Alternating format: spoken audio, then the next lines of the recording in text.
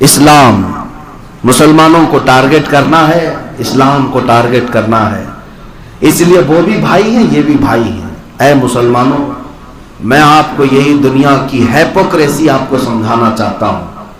یہ جو سیکولرزم کا دعویٰ کیا جاتا ہے، سیکولرزم اور آزادی رائے، یہ سب باتیں کیا ہیں جانتے ہیں؟ Freedom of speech, freedom of expression. یہ دنیا نے جو نئی نئی چیزیں ایجاد کی ہیں، یہ صرف اور صرف مسلمانوں کے خلاف بھونکنے کے لیے۔ یعنی آپ نبی پاک کی شان میں گالیاں دیں تو دنیا یہ کہے گی فریڈم آف اسپیچ ہے، آزادی ہے بولنے کی ہر ایک کو، لیکن پکڑ کر کے ان کے پرائم منسٹر یا پریزیڈنٹ کے خلاف کچھ بولو تو دوسرے دن اندر ہو جائیں گے۔ کیوں؟ فریڈم آف اسپیچ صرف اور صرف اسلام کے خلاف بولنے والوں کو دی جاتی ہے، فریڈم آف ایکسپریشن صرف اور صرف قرآن اور اسلام کے خلاف بولنے والوں کو دی جاتی ہے، باقی کسی اور کے ساتھ نہیں۔ یہ دوہرا معیار ہر زمانے میں رہا ہے۔ اور سیکولرزم کی بات جو کی جاتی ہے، دنیا میں سیکولرزم ہونا چاہیے، اور یہ بھی سیکولرزم صرف اور صرف اسلام کے خلاف عمل کرنے کو کہا جاتا ہے۔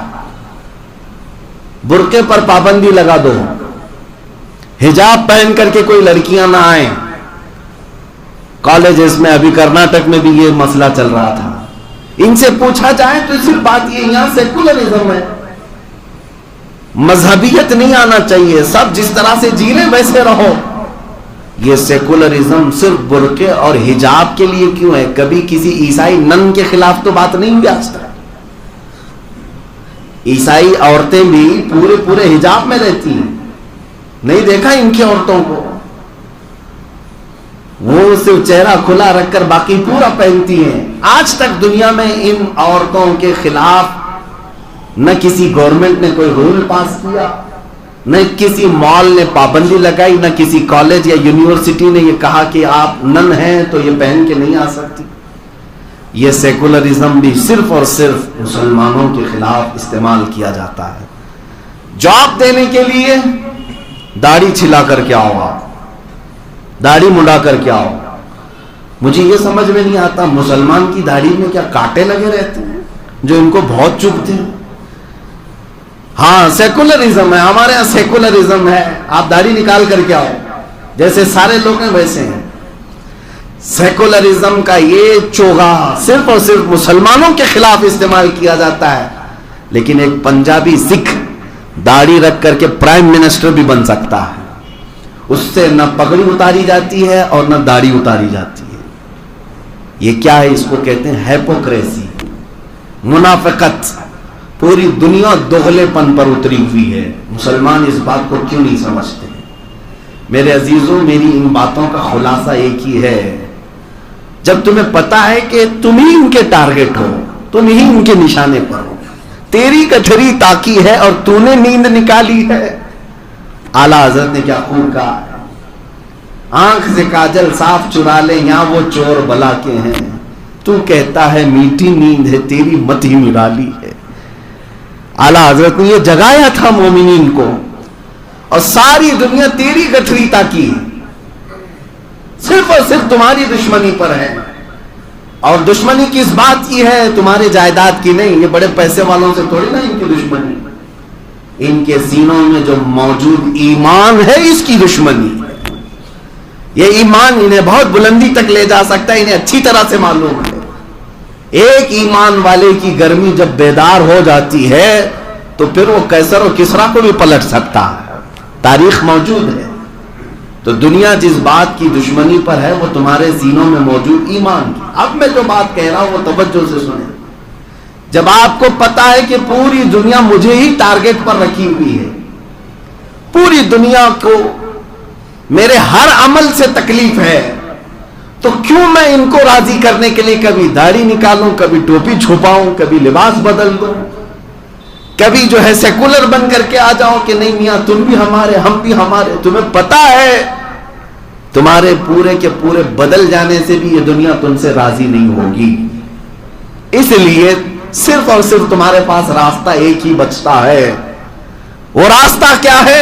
انہیں جانا انہیں مانا، نہ رکھا غیر سے کام، للہ الحمد میں دنیا سے مسلمان گیا، آج لے ان کی پناہ، آج مدد مانگ ان سے، کل نہ مانیں گے قیامت میں اگر مان گیا۔ مسلمانوں جتنی دیر سے سمجھو گے اتنا نقصان ہوگا۔ آج اگر ہم بیدار کرنے آپ کے پاس آئے ہیں، سمجھ جاؤ اس بھری دنیا میں تم بھیجے گئے ہو امت مصطفیٰ خیر امت بنا کر، تو کیا ہی بہتر ہوتا کہ اس نبی پاک کے اخلاق پر عمل کر کے دنیا میں سرخروئی حاصل کرو، اللہ کی بارگاہ میں بھی محبوبیت کا مقام حاصل کر لو۔ کیا یہ بہتر نہیں ہے؟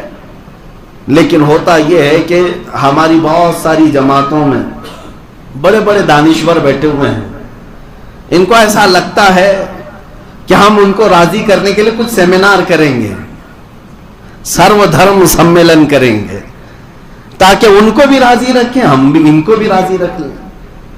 ہوتا یہ ہے کہ سارے لوگوں کو راضی کرتے کرتے میں نے کچھ لوگوں کو کتا بنتے ہوئے دیکھا ہے۔ ہاں، کتے سے زیادہ ان کی کوئی حیثیت نہیں رہ جاتی، اور وہ لوگ کبھی راضی بھی نہیں ہوتے۔ کاش مدینے والے کو راضی کرنے کی ایک بار بھی کوشش کیا ہوتا۔ وہ رسول مختار ہیں جو تمہارے ایک درود سے راضی ہو جاتے ہیں، وہ رب کائنات ہے جو تمہارے ایک سجدے سے راضی ہو جائے۔ تو کیوں نہ ہم ادھر راضی کرنے پر لگ جائیں، اپنی محنتیں لگائیں۔ عزیزان گرامی وقار، آج اب ضرورت اس بات کی ہے کہ ہر میدان میں اتر جاؤ، ہر فیلڈ میں اتر جاؤ۔ جب مقابلہ کرنا ہی ہے تو مردانگی کے ساتھ مقابلہ کیا جائے۔ میں مقابلے کا مطلب تلوار، لاٹھی، تیر، گولی، بندوق کی بات نہیں کر رہا، بلکہ تمہارے پاس آج بھی راستے کھلے ہوئے ہیں۔ کس نے تمہیں روکا ہے کہ میدان علم میں پیچھے رہو؟ علمی میدان میں تم آگے بڑھتے۔ آج حالات ایسے ہیں کہ مسلمانوں کی نمائندگی کیوں نہیں ہے؟ کیوں نہیں ہے؟ اکثر ہائیسٹ ان کی تعلیم 12ویں 15ویں تک ہو جاتی ہے، اس کے بعد پھر واپس چلے آتے ہیں رکشہ چلانے کے لیے۔ کیوں؟ کس نے تمہیں یہ چیزیں روک رکھا ہے؟ تم چاہتے ہو تو آج بھی بہت ساری چیزوں کو فتح کر لیتے ہیں۔ علم کا میدان آج بھی کھلا ہے، اللہ نے تمہیں ذہنیت عطا کی ہے، عقل عطا کیا ہے، اور اس عقل پاک کو استعمال کر کے تم اپنے جھنڈے گاڑ سکتے ہیں۔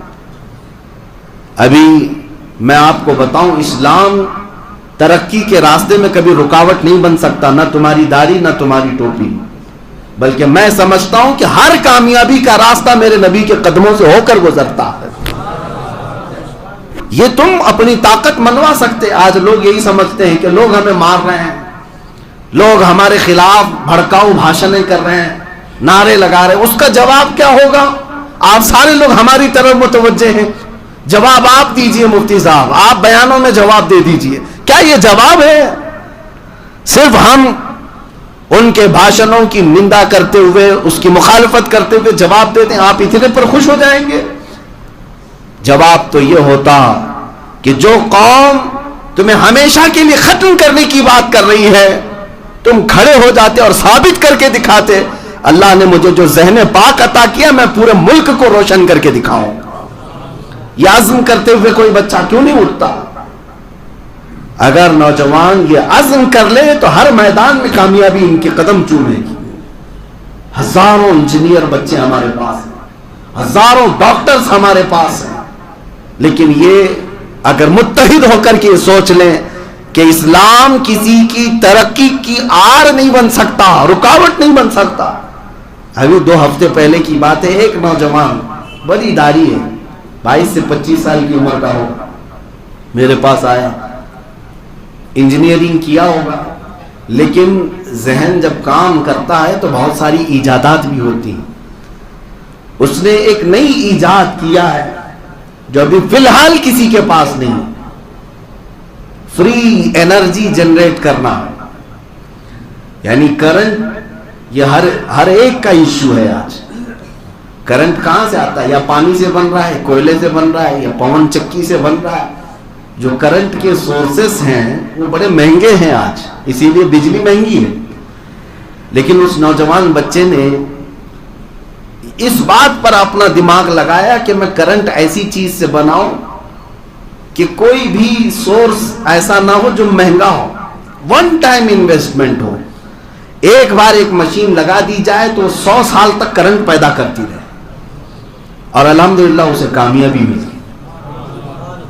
اس نے نہ پانی سے، نہ کوئلے سے، نہ ہواؤں سے، نہ سولار سے، بلکہ میگنیٹ سے اس نے کرنٹ تیار کیا۔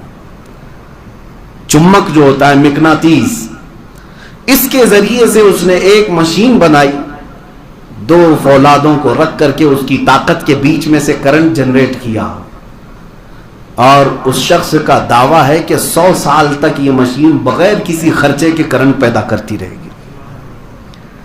اس ایجاد کو دیکھ کر دل میں بڑی خوشی ہوئی، اللہ کرے کہ اسے کامیابی ملے۔ اس کے پیچھے بہت سارے لوگ نان مسلم اپنی طرف بلانے کے لیے بڑی بڑی کمپنیوں والے آتے رہے، لیکن اس نوجوان نے ہماری طرف آ کر کے ایک بات یہ کہی، میں چاہتا ہوں کہ دنیا کو یہ بتاؤں کہ رسول اللہ کا غلام کسی میدان میں پیچھے نہیں رہتا۔ عزیزان گرامی، یہ کامیابی کو چھونے والے